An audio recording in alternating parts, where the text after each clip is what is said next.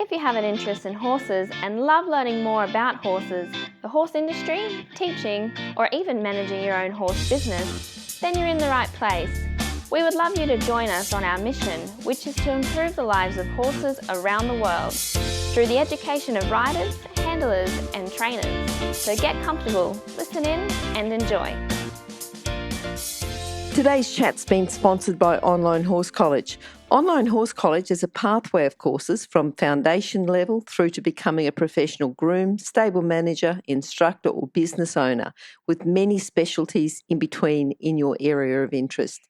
If you'd like to learn more about horses and receive a government accredited qualification that's internationally recognised, then please go to onlinehorsecollege.com.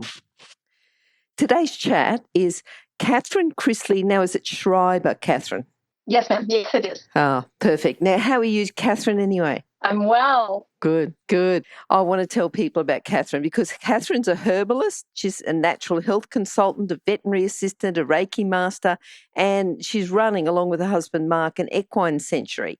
So we're going to talk about that today. But first of all, Katharine, you know the deal. We start off with a favourite quote. What have you got? My favorite quote is, "Love is the active promotion of the well-being of the love object."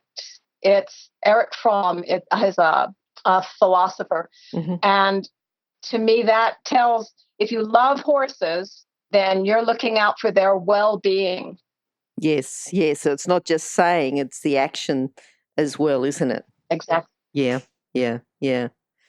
All right. Now, this sanctuary that I'd like to talk to you about, because I think that's important. A lot of people just want to do the right thing by horses all the time. Okay. But when did you actually get interested in having this sanctuary? Was it something that you've always had in mind? Is it something that you came across? How did that work out? Mm-hmm. My life has been with horses. They sort of had saved me through my childhood.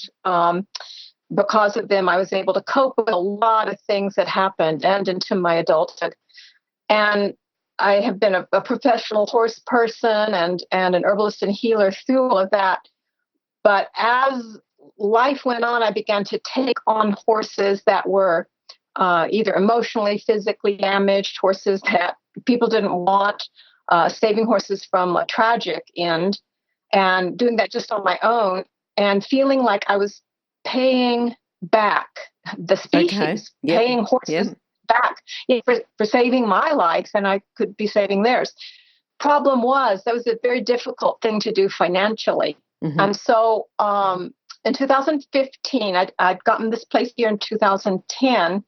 In 2015, some friends helped me make it an actual nonprofit, an actual sanctuary that could take donations. Yes. And then, we became licensed by the New Mexico Livestock Board so that we get inspected every year. Mm-hmm. And we have to do a lot of things to show that we do that proper care.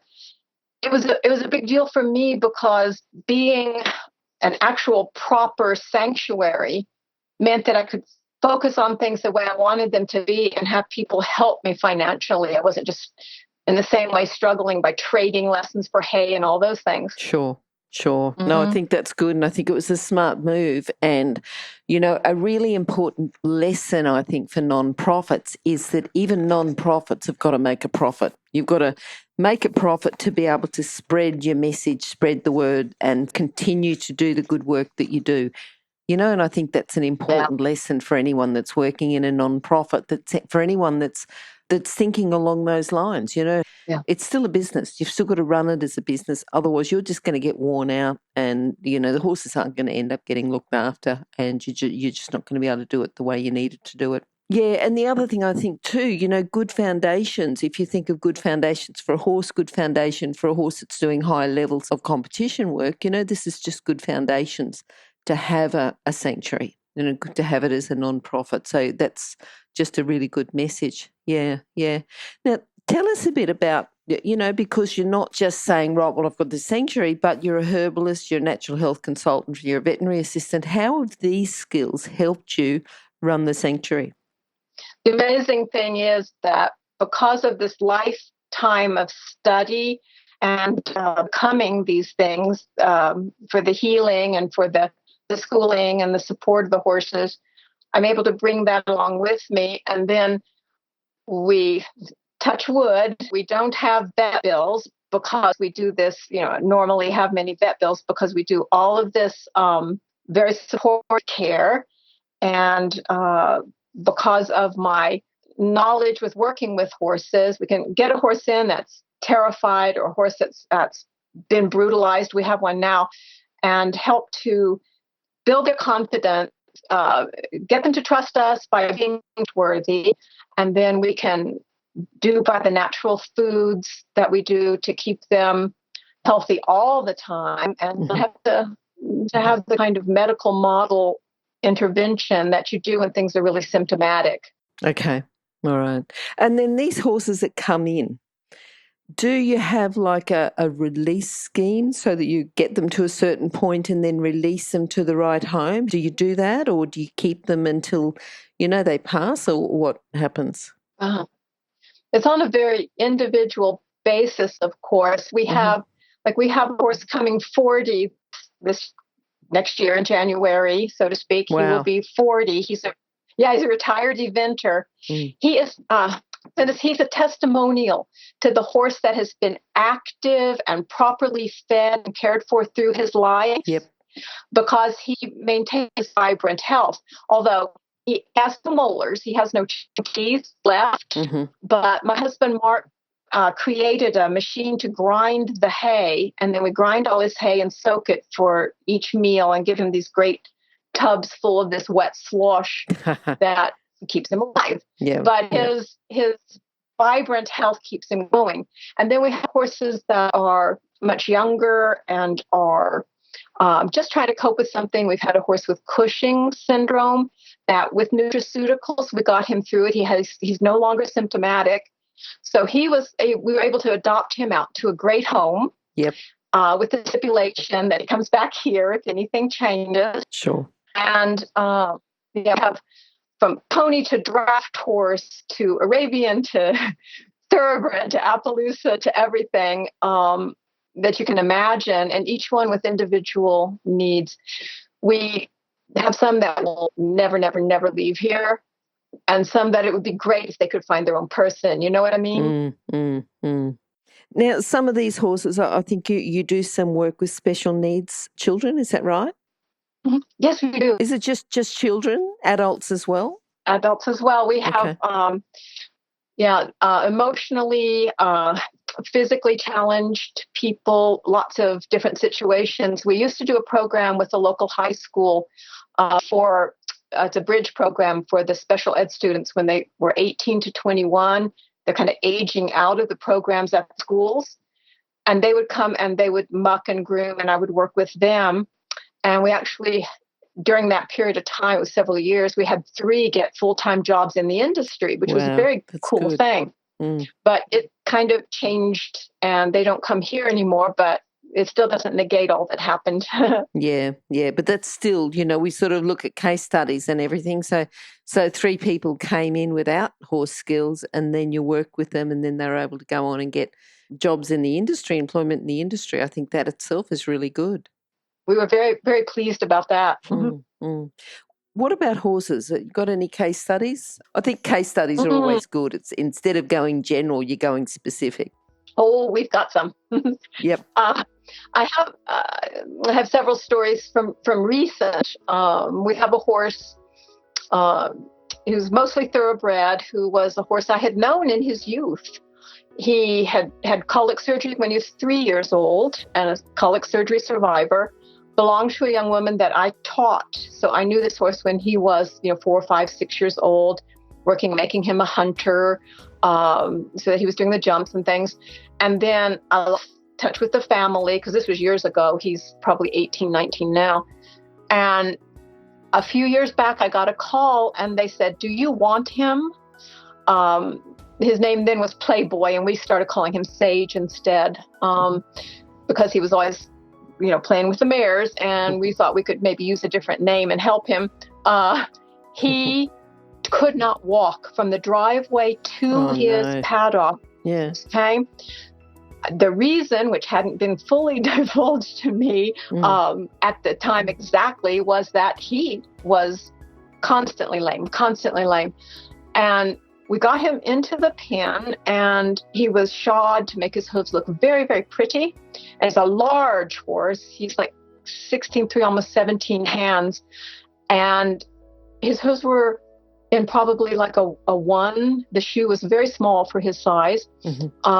We pulled the shoes and just left him barefoot, to not trimming, doing anything, let him wear them how they should be.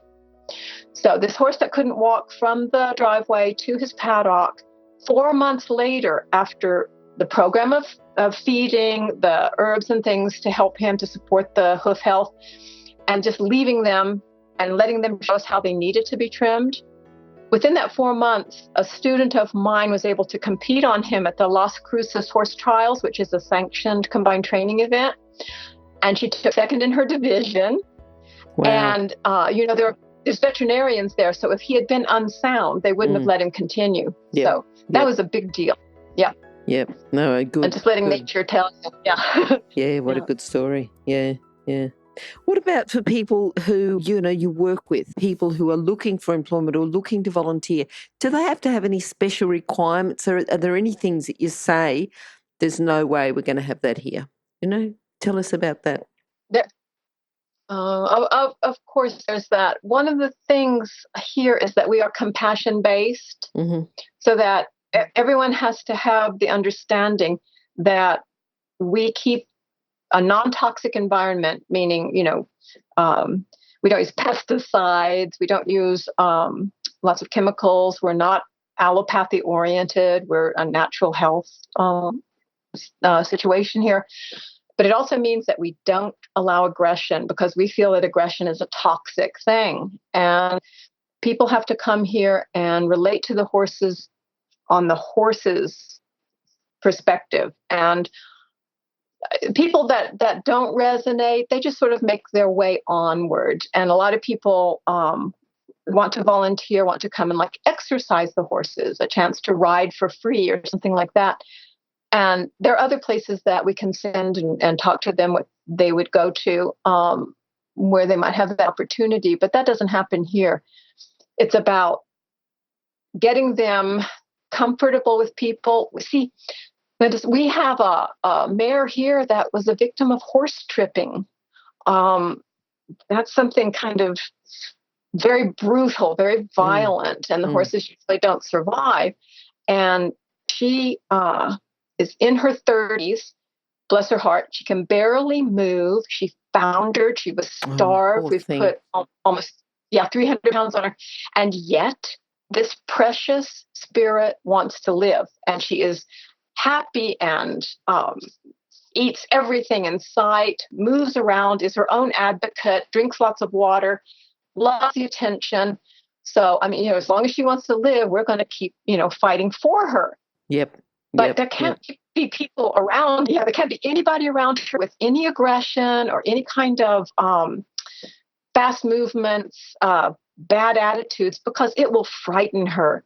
Yes. So when we bring volunteers, we do an orientation, and we bring people in. We tell them the horses' stories and explain how we have to relate to each of them.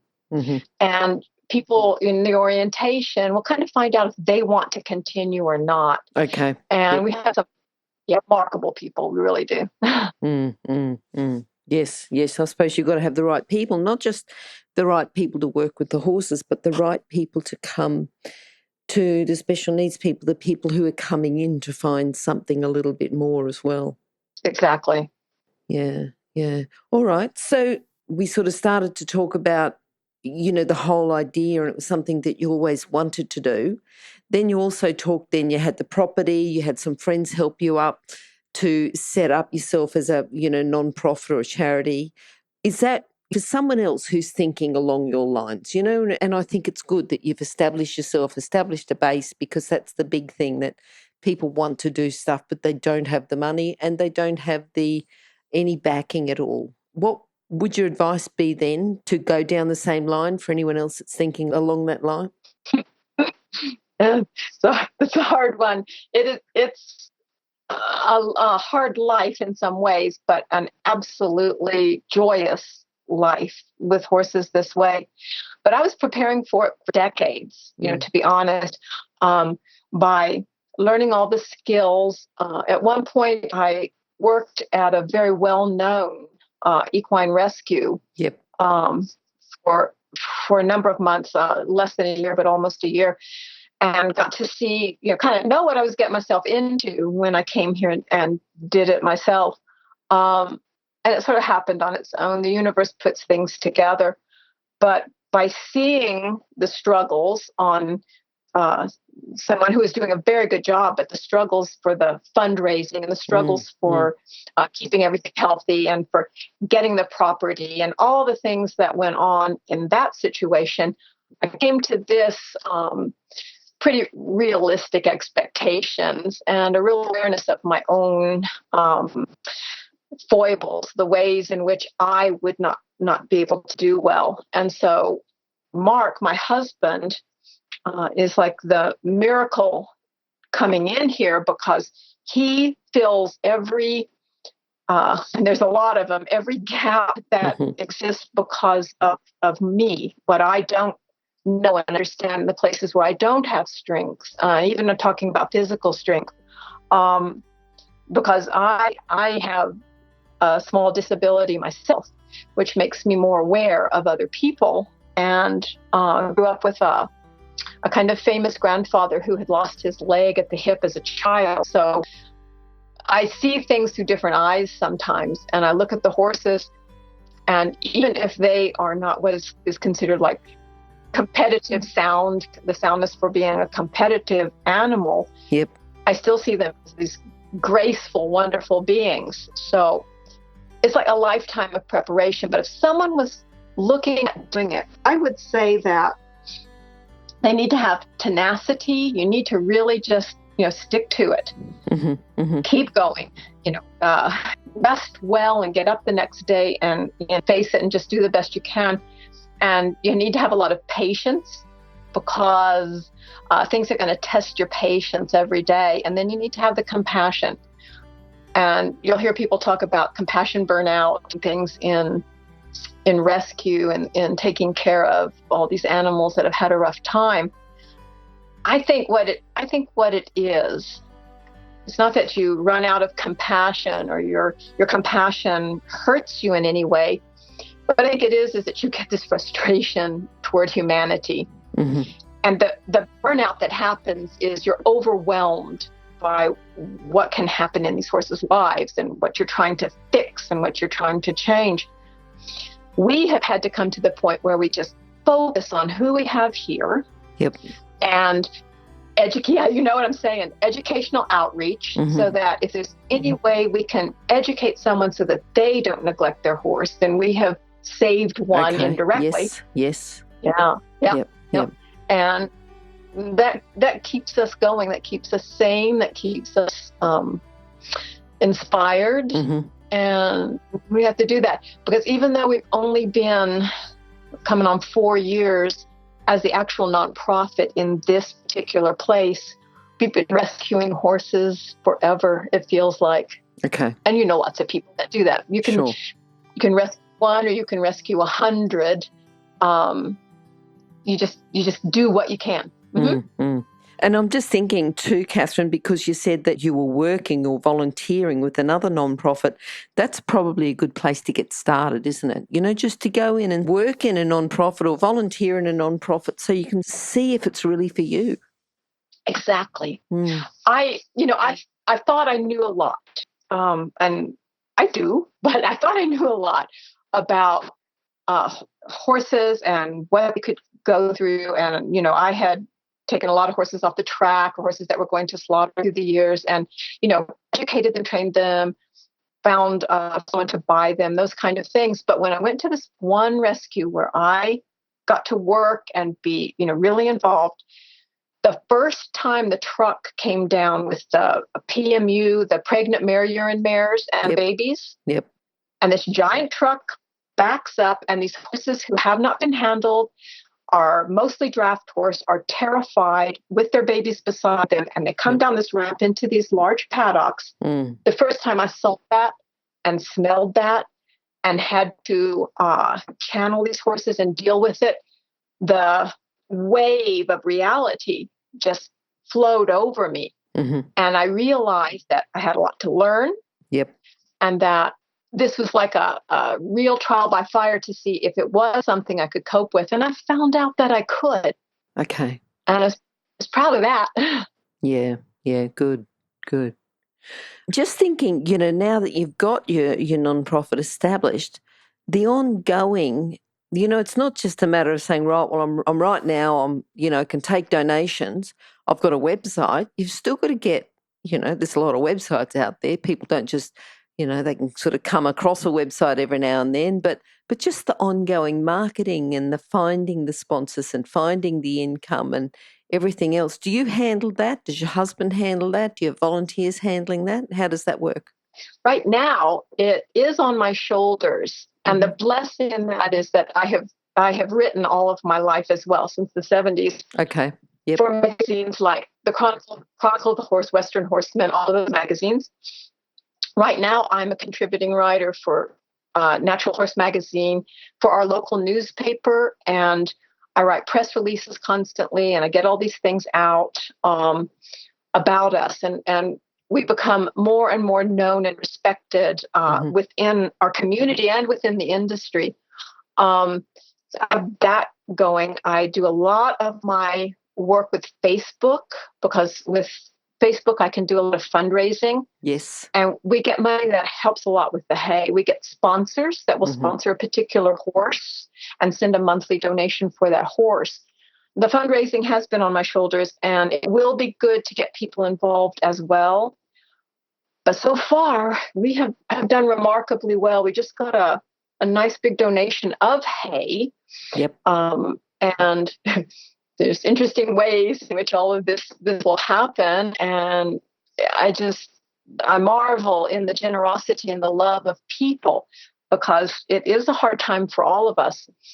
And we're getting the possibility of, I'm telling you, this brand new story about Dharmahorse. Yeah. Is that we have some money in an escrow account, and we are getting some more money to get property that we have just found nearby. Yes.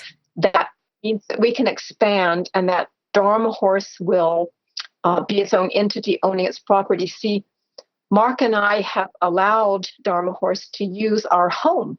Yes. Everything is, everybody does something like that. And we are going to finally be able to kind of shift it so that it has its own integrity, its own property, its own sovereignty from us. And that's going to help a lot, because we can pull more people in then. All along, it's been like, we're doing this on our land, on our stable, on our stuff. And although none of the money that ever came through in donations went to improve the property, it all goes to feed and care for the horses. You always feel like if you're, doing things, people are wondering how you did that. Yeah. And now Dharmahorse will be in its own place. Good. And this has taken so much energy to create and to visualize. And I would just say to people, one of the sayings I like is just be kind, be compassionate, rest, wake up, try again. You just trust each day, just keep going forward. Yep. Because without us visualizing it, it wouldn't have happened. And we kept, putting things on paper and talking to people about it. But in the long run, you have to believe in yourself. You have to know that what you are doing is for these horses. Yes. We don't do it for donations. We need donations to do this, that kind of thing. And really, it has to be out of that love for them, because it's never going to make anybody a great living. You're not going to pull, a lot of, it doesn't feed your ego. Yep. It just takes care of your soul. Yes. Yes. No, I think very good. Now, I'm just thinking, because you said that you do some educational programs, and sometimes people need a bit of education to know how to care for their horse properly. What can you say about that? Have you got, just a lesson for them, just in a couple of sentences, about how they should be caring for their horses, what they should be doing, what are the minimum requirements, even some things that you've seen that could be so easily fixed? If a person comes to a horse and just very clearly sees what they need access to water. They need, constant access to water, a roughage-based diet, pasture or hay. They need supplementation with the herbs and the minerals that they would get in nature. And unless they are running down a racetrack constantly, they don't need grains. They don't need these kind of unnatural foods, and never composite foods that are made with like animal fat and sugars and things that are unnatural, just like, composite or processed foods for us. Yes. Yep. So you think all horse needs is water, roughage-based diet, minerals and herbs that nature would provide. They need shelter, some kind of shelter from bad weather, and exercise, and you'll have a healthy horse. Mm-hmm. Mm-hmm. Mm-hmm. Yeah, it's simple. I think that's just good advice. And it's basic, isn't it? It's simple. It's simple advice, yes. But that's what they need. But it's just like when we pull those shoes on Sage and we let his hooves find their own natural shape. Yes. And instead of making it look a certain way, we let him tell us how it would feel better so that he would be sound. Yep. And it's taking that and making it simple, and then generally things sort of work themselves out. Okay, good. If you're an equestrian coach or a horse riding instructor, or even if you aspire to be one, have a look at the free video series for horse riding instructors on the Horse Chats website. Go there now, have a look, horsechats.com. All right, now, Katharine, you've told us about what you've got prepared in the future. They, Dharmahorse have their own property. Is there anything else that you've got going on in the future? Well, what we're hoping for is that I can set up and start doing more clinics and workshops, because that's a part of that outreach for teaching people and helping horses. Yes. And it's something I enjoy. Yes. I mean, I do everything I can. I judge horse shows. I do a lot of things in the community. I want to expand out. I used to be able to do that. And if we can get more people involved with Dharmahorse becoming, kind of more, it's sovereign, taking care of itself, then I can get out and do more. Good. And I'm wanting to do a book about this. Okay. I've written books. I have some books, on Amazon that I have written. And I also had a book published by a company that I hadn't just self-published. And I want to do one. I'm talking to a publisher right now about it, so I've got to work on it. But that's about what has happened, what has all come together to create what Dharmahorse is and is becoming. Because one of the differences with us, as opposed to other kind of rescues and sanctuaries, is that we do this in this most natural way. Yes. It's such a simple diet for the horses, such a consistent care, and we're using homeopathy and we're using the phytotherapy and things for their healing. I tell you, even we will certainly use allopathy and the pharmaceuticals for pain and things, but rather than just suppressing the symptoms and making it look like the horse is healed, we look at why these symptoms came up and we address those causes underneath. Yes. And then the horse's body has that chance to heal. Yeah. No, that's good. That's good. All right. Look, do you have like a philosophy for Dharmahorse, a philosophy you can just, tell us about before we finish, and then we'll talk about your contact details as well?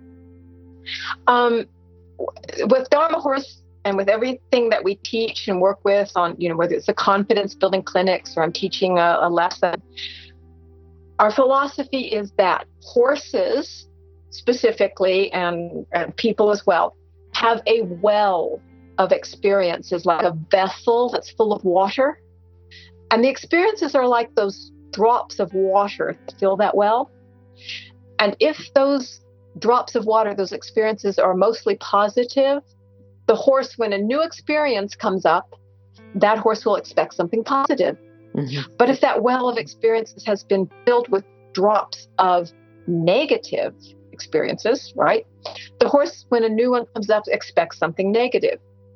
What we do is we fill that well of the negative experiences. We keep pouring in the positive until it just washes them out, like pouring cream in coffee. Mm-hmm. And then we make sure that we reinforce and love and show compassion and put those positive drops in so that finally we become trustworthy, and then the horses trust us.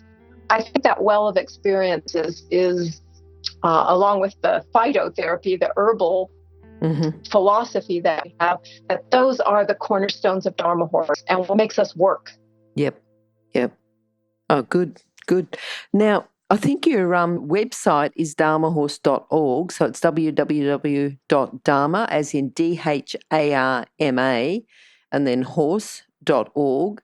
What about your contact details? Can they get them on that website, or have you got them somewhere else? That's the best place. Okay. On that website, which is all of this information, and good photos and things of what we're doing and highlights.